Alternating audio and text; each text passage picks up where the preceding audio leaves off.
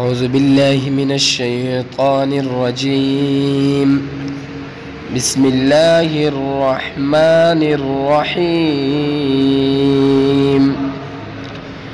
وما محمد إلا رسول قد خلت من قبله الرسل أفإن مات أو قتلا انقلبتم على أعقابكم ومن ينقلب على عقبيه فلن يضر الله شيئا وسيجزي الله الشاكرين.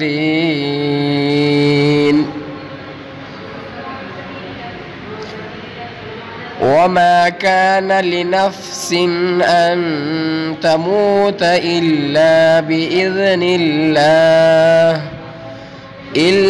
بإذن الله كتابا مؤجلا.